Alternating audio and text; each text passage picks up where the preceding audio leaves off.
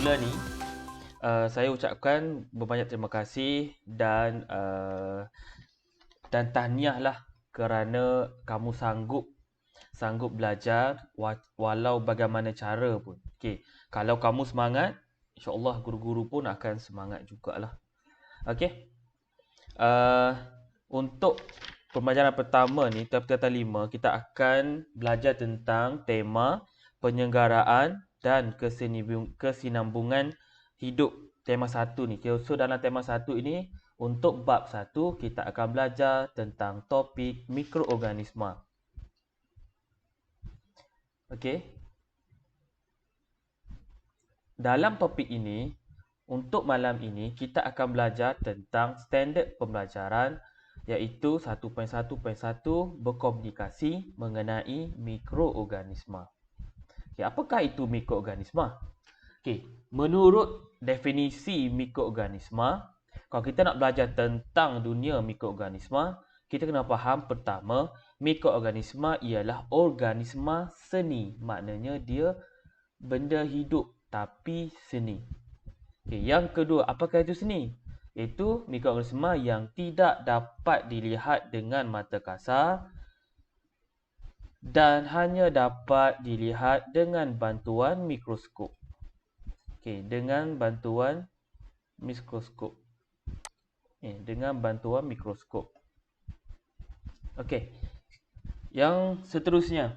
Okey, kita tengok satu fenomena yang sangat dekat dengan kita hari ini berkenaan dengan mikroorganisma. Okey, kita sekarang dilanda sebagai pandemik. Apa itu pandemik? Pandemik ini adalah di mana penularan sesuatu wabak penyakit itu berlaku secara meluas di seluruh dunia. Bukan sahaja disebabkan oleh COVID-19, kita juga sebenarnya ada COVID yang lain lah. Ada pandemik yang lain. Contohnya SARS. Dulu kan SARS. SARS. Okay. Untuk yang sekarang ni, yang sangat mudah berebak ini COVID-19. So hari ini kita masih lagi negara kita menjalankan PKPB lah untuk menyekat atau mengurangkan penyebaran penyakit jangkitan virus COVID-19 ini dalam masyarakat. Kita tengok sebentar lalulah tentang virus coronavirus ni. Kalau kamu nampak kan kenapa dia dipanggil sebagai corona?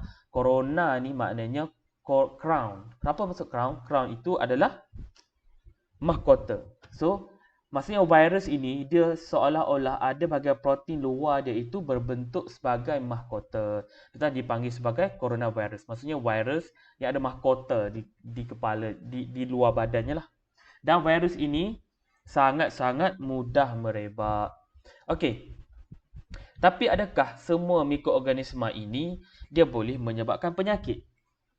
Itu salah satu. Adakah semua mikroorganisma ini boleh menyebabkan penyakit?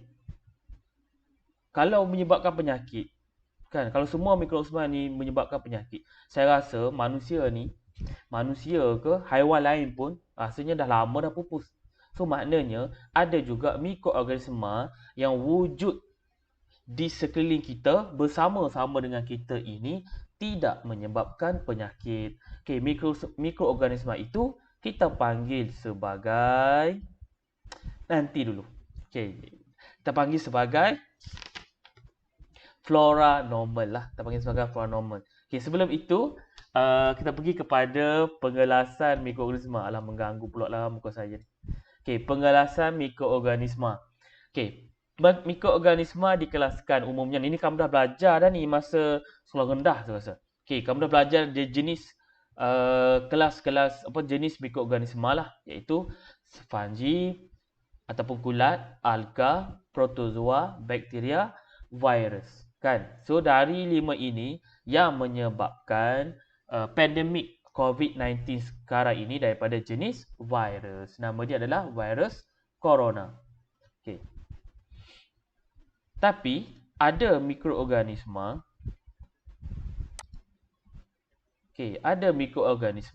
yang tidak menyebabkan penyakit pada badan kita dan haiwan-haiwan lain. Kita namakan dia sebagai flora normal. Ini istilah. Okey, apakah itu flora normal? Flora normal merupakan, tengok ni, mikroorganisma yang ditemukan secara semula jadi. Memang ada bersama kita. Pada organisma termasuklah manusia dan haiwan dan tidak menyebabkan penyakit.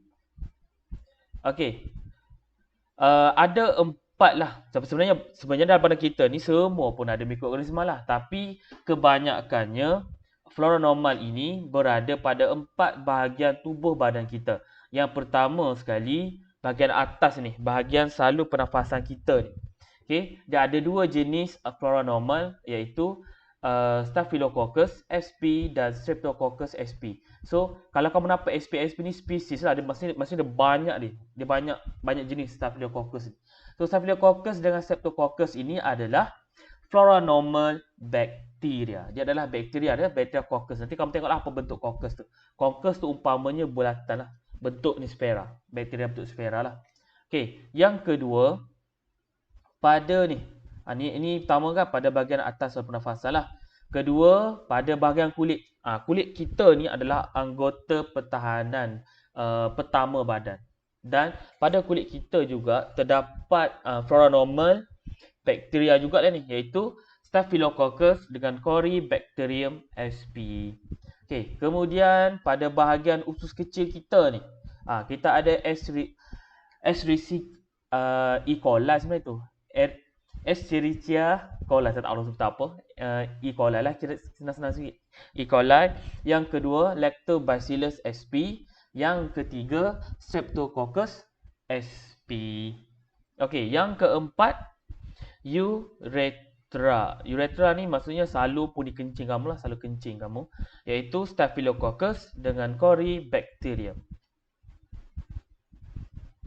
Okey, bahagian atas tadilah, bahagian atas salur pernafasan ni, kita lebih lanjutlah. Bahagian atas ni, bahagian nostril dekat atas ni, okey. Bila kamu sedut, kamu tarik nafas kan, sedut udara kan. So dia ada 2 jenis lah tadi, saya sebut tadi. Pertama, Streptococcus sp tu. Streptococcus sp tu bakteria yang berbentuk sfera, tapi dia bersambung antara satu sama lain berbentuk rantai. Macam tu lah. Manakala Staphylococcus ni bakteria yang sebiji-sebiji tapi dia macam duduk menggumpal. Ada beza macam tu je lah. Okey, biasanya lah. Okey, yang kedua pada bahagian kulit. Pada bahagian kulit kita tak kira lah. Pada kulit kepala ke, tengkuk ke, kulit kamu ke, semua bahagian kulit kita. Biasanya kita ada flora normal jenis Corybacterium dengan Staphylococcus Corybacterium. Okey, yang ketiga pada usus kecil. Usus kecil ada 3 flora normal, iaitu E. coli, Escherichia coli. Yang kedua, Streptococcus. Yang ketiga, Lactobacillus. Okay. Kalau Bacillus ni maknanya bakteria tersebut bukan berbentuk sfera tau. Dia berbentuk root. Tu panggil Bacillus ni adalah bakteria yang berbentuk root. Okay. Kalau E. coli ni dia lebih kepada tak macam bentuk root juga ni, tapi agak pendek sikit.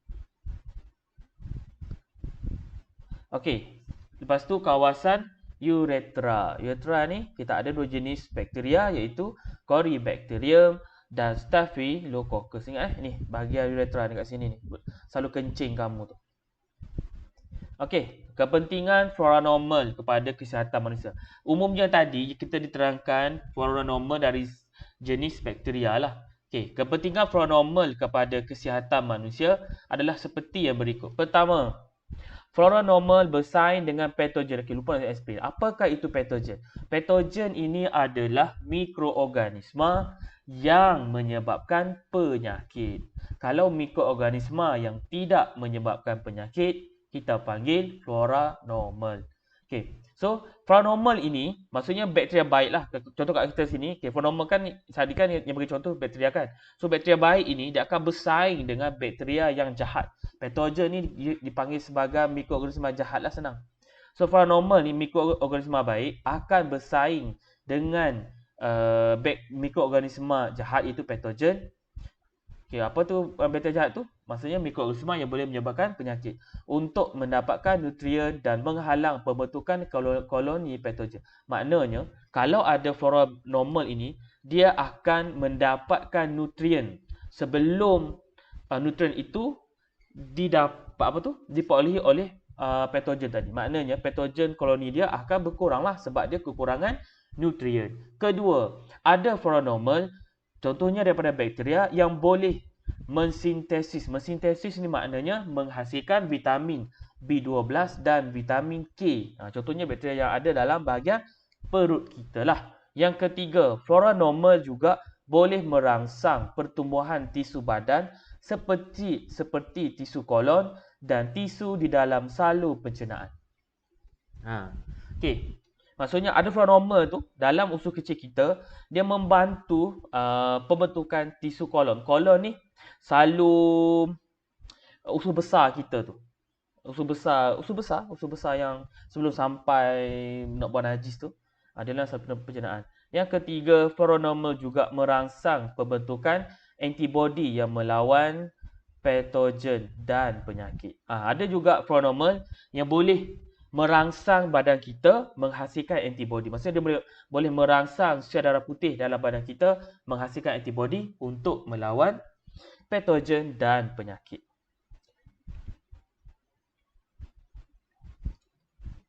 Okey. Itu sajalah untuk PDP kita hari ini. Jangan lupa jawab soalan dalam buku nilam. Ini buku nilam ni. Okey, jangan lupa jawab soalan dalam buku nilam, aktiviti perbincangan 1.1, soalan 1 dan 2 pada muka surat 1 dan muka surat 2. Sekian, wabillahi taufiq wa hidayah. Wassalamualaikum warahmatullahi taala wabarakatuh. Lupa. Dah siap nanti kamu snap. Saya nak seorang lah setiap kelas itu. Nanti saya akan tanya siapa nak volunteer siapkan snap. Nanti kita akan bincang jawapan kamu tu. Kalau bukan secara online, secara video macam ni, aku tak akan bincang jawapan. Nanti kamu akan tanda sendiri. Okay? Boleh? Okay, goodbye. Adios. Amigos.